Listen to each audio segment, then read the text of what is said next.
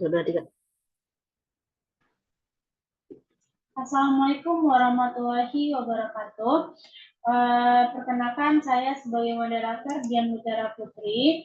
Di sini saya akan memandu dari seminar hasil dari rekan saya Vita Ulia dengan NIM 21075039 dengan judul analisis kue Baitar khas Bengkulu free gluten dengan penggunaan tepung mokaf dan campuran tepung ubi jalar kuning. Kepada Viva kita persilakan. Baik, terima kasih kepada moderator. Di sini saya akan membacakan hasil dari penelitian saya mengenai analisis kue Baitat khas Bengkulu free gluten dengan penggunaan tepung mokaf dan campuran tepung ubi jalar kuning.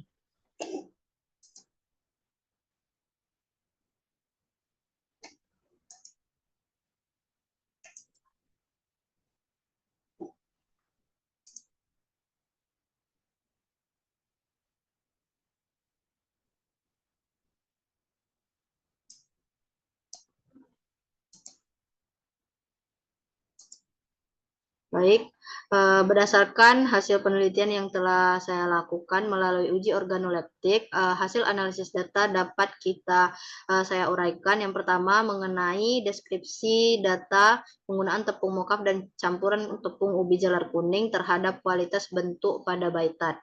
Nah, berdasarkan hasil uji organoleptik yang telah dilakukan, dapat dilihat pada gambar yang ada di PowerPoint bahwa nilai rata-rata yang diperoleh masing-masing perlakuan yaitu X0 memiliki rata-rata sebesar 2 dengan kategori bentuk persegi, pada perlakuan X1 memiliki rata-rata 1,6 dengan kategori bentuk sangat persegi, sedangkan pada perlakuan X2 memiliki nilai rata-rata sebesar 1,2 dengan kategori bentuk persegi.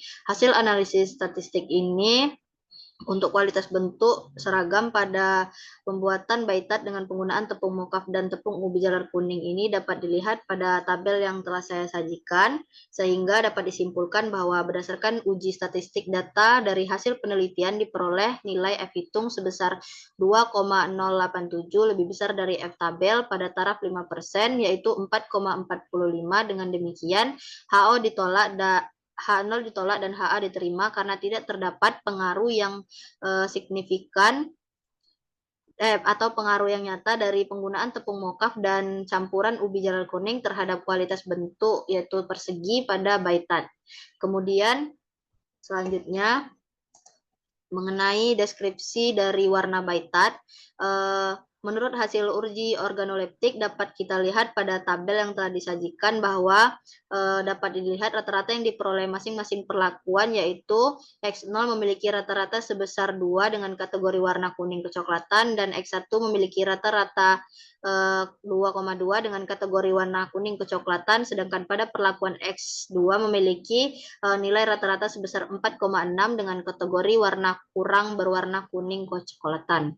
Nah, untuk hasil uji statistiknya sendiri dapat disimpulkan bahwa dari hasil penelitian nilai F hitung sebesar 78,5 dengan F tabel pada taraf 5% yaitu 4,45%.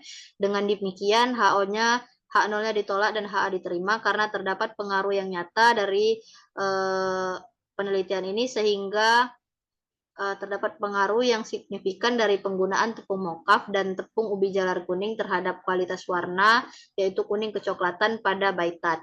Nah, yang selanjutnya mengenai kualitas aroma.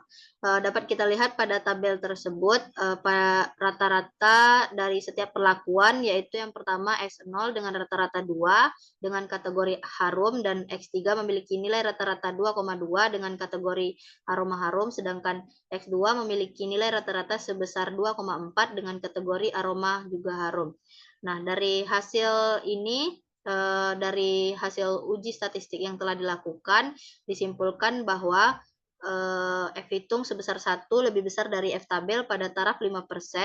Dengan demikian, H0 ditolak dan HA diterima, dan disimpulkan bahwa tidak terdapat pengaruh yang nyata dari penggunaan tepung mokaf dan tepung ubi jalar kuning terhadap kualitas aroma yaitu harum pada kue Baitat.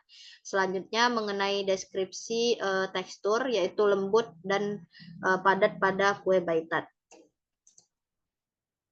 Nah, di sini pada diagram yang telah disajikan kita ketahui bahwa X0 memiliki rata-rata yaitu sebesar 2 dengan kategori tekstur lembut, dan pada perlakuan X1 memiliki rata-rata 1,4 dengan kategori tekstur lembut, sedangkan pada perlakuan X2 memiliki nilai rata-rata sebesar 2,6 dengan kategori tekstur lembut.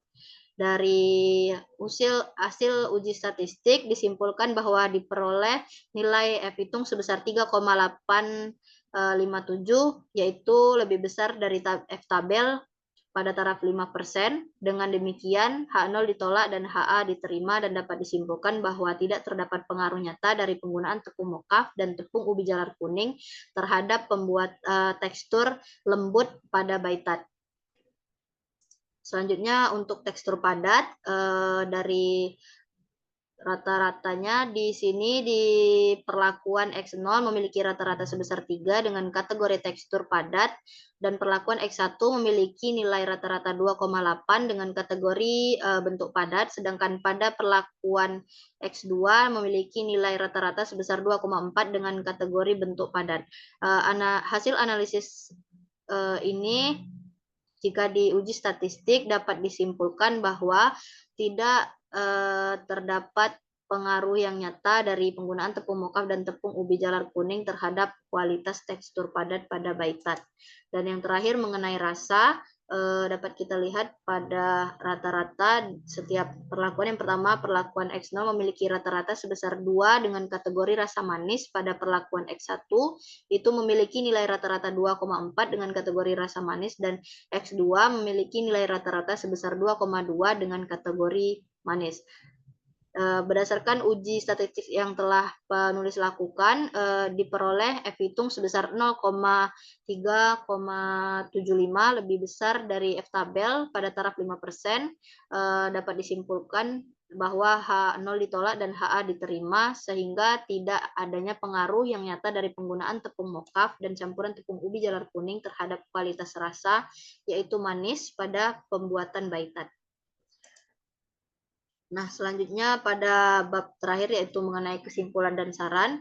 Pada penelitian ini yaitu mengenai analisis baitat khas Bengkulu free gluten dengan penggunaan tepung mokaf dan campuran tepung ubi jalar kuning, penulis yang telah penulis selesaikan dan buat sendiri dari proses pemilihan bahan sampai dengan pembuatan hingga produk jadi dan siap untuk diuji organoleptik dan melakukan analisis data, dapat disimpulkan bahwa yang pertama, baitat free gluten dengan penggunaan 100% tepung mokaf berbanding 0% tepung ubi jalar kuning memiliki bentuk yang persegi dengan warna kuning kecoklatan, aroma harum, tekstur lembut dan agak padat, serta rasa yang manis. Sedangkan yang kedua, baitat dengan penggunaan 50% mokaf berbanding 50% tepung ubi jalar kuning itu memiliki bentuk sangat persegi, warna kurang kuning kecoklatan, aroma harum, tekstur lembut dan padat, serta memiliki rasa yang manis.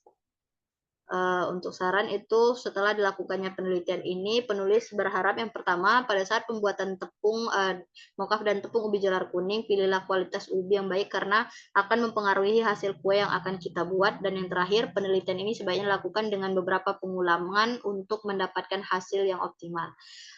Baik, mungkin hanya itu yang dapat saya sampaikan. Terima kasih, saya kembalikan ke moderator. Baik, terima kasih dari Yovita hasil dari seminarnya. Dan itulah tadi penampilan dari rekan kita Wafita Uya. Di sini saya sebagai moderator akan membuka sesi tanya jawab kepada rekan-rekan yang ingin bertanya, dipersilakan.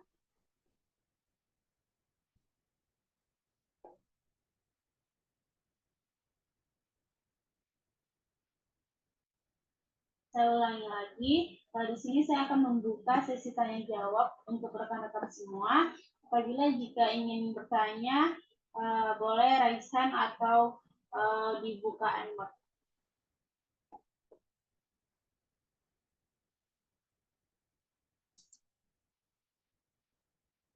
Baik, jika tidak ada, mungkin sekian dari penampilan dari rekan kita Wafita Ulia.